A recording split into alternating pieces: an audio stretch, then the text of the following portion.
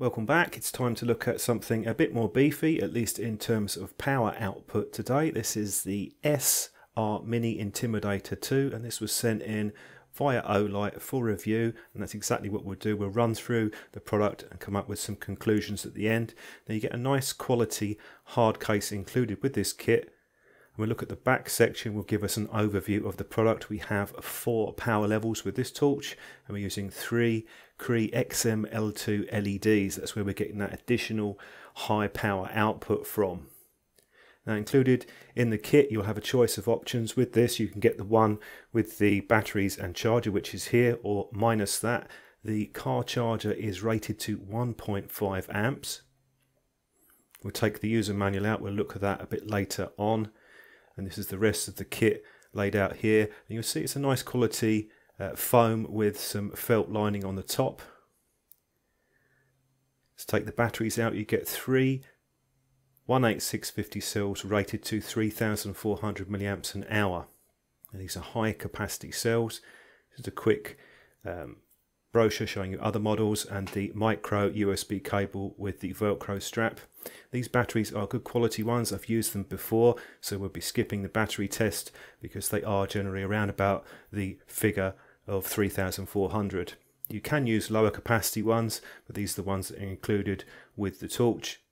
Looking at the holster, nice quality holster with this, and this is the sort of torch that you would use with a holster. It's not a huge torch, but it does have a bit of heft to it. Get a nice plastic D-ring on the back and a belt loop. The back and front flap are reinforced, and they also have a felt lining. Putting the torch into the holster, as you'd expect, nice fit, Velcro fastening on the front. Definitely use the holster with this torch much more than I would other torches because it's a bit on the big side for a pocket torch, even though it is fairly compact. Looking at the body design, we have the single button, and the knurling is actually very thick rather than a fine knurling, but it's a good grip on the body with this. You can see at the top the grooves for the heat sink helps to dissipate the heat, because this does put out quite a bit of heat, particularly at the higher power levels. Looking on the side, you can see the micro USB port, which has a cover, and there's an LED light on the side. That can also be used for the low battery indication. Strap there, a hole for it, quite a large one. Now onto the LEDs, the 3 of them, you'll notice that there is optical lenses on this acrylic covering. They're sort of hexagon in shape, and there's also a lens directly over the LED to help give a diffused light. Stainless steel bezel on this, quite a chunky bezel too. And we take off the back.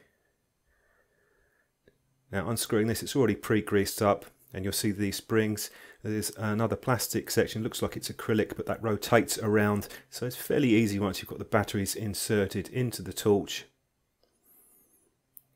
We have flat contact points on this, so you'll need to use button top cells. We'll load the 3 ones that we get with the torch into it, and then screw it back on. It's fairly easy to fit the batteries, at least when you have all 3 of them. Quite like the feel in the hand. This isn't particularly large, it's actually quite a small torch for the 3-cell 18650. It does have a bit of weight though, about 430 grams and just over 15 ounces. Quick look at the user manual. Now with the batteries on this, you can use the lower capacity ones, but you'll find that you might have a limitation with the turbo mode with less than 3 batteries. So that's something to bear in mind. Onto the specs, you can see the listing out here, the power output. It's IPX8 rated and impact resistant as well. And the operation of the torch, very similar to the other Olight torches. You have quick access to a low and turbo mode, also have a strobe and a lockout. Anyone that's used an Olight torch, you'll find it quite familiar and quite easy to get to grips with. Probably will use the lockout function, even though it's fairly hard to press the button. So single press on and off, and then you can push and hold to go through the power levels. This is for the 1 to 3 power levels, and you can also push in and hold for the lockout mode. Cycle through the power levels. Now it usually gives you the 1 to 3 levels, and the highest level you have to actually double click with that, but you can access that from off with a triple click for the strobe mode. So you get quick access to the highest power level from any power state. I'm trying it with one cell now. You can actually run this on one, but what you can't do is access the turbo. It will trip the protection. You see it's just tripped there. Now with 2 cells, the high capacity ones, you'll be able to access the turbo mode with these. If you're using the lower capacity ones, that might not be the case. But I do like the fact that you can actually use less than the 3 batteries. That could be handy in an emergency. There's quite a bit of heat that comes out of this, particularly on the highest power level. If you're thinking about using flat top cells, you can, but you'll have to add double spacers. I have 2 magnetic spacers on there because it's just not long enough to reach. A single one won't be long enough. On to the charging test. Speed on this was around about 1.3 amps, but bear in mind you're charging over 10,000 milliamps of battery, so it could take a while. Definitely would keep this torch topped up. When it's finished, it goes green, cuts the power off, and the waterproof test. No problems at all submersing this in water. Quick look at the beam pattern. As you would expect with that configuration, with the optical lenses, it gives a very diffused, floody effect. And I'm doing my standard test outside around about 100 foot. What I'm going to do is do some extensive beam shots outside, and we'll come back with a conclusion. I've put the power levels on the screen for you to have a look at.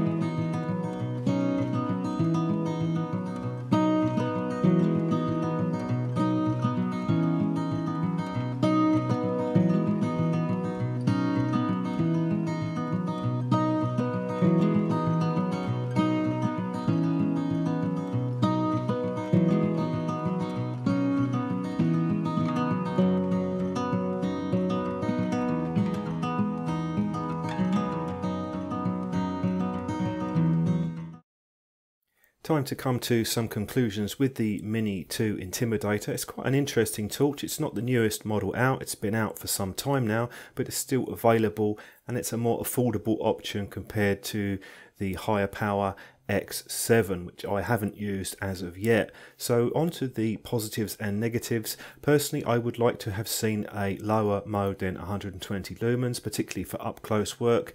You could debate what that could be. It doesn't necessarily have to be a moonlight mode, but something around about 10 or 20 lumens would have been useful for up close work. Would also like to have seen some internal springs so you could use flat top cells with it, and you don't get a supplied wrist strap, but you could of course make your own one up. Onto the positives, nice big power output with this, although it does drop down after a few minutes because the body is quite small. Can also run 1 to 3 cells, which I like, could be handy as a backup, and the micro USB charging is something that the X7 doesn't have, so that could be something to consider if you want to continually charge the torch in a car or on the go. That's something which could be handy if you don't have an additional charger to hand. Let me know if you've used this torch and what you think of it, and I will catch up with you very shortly in my next video review.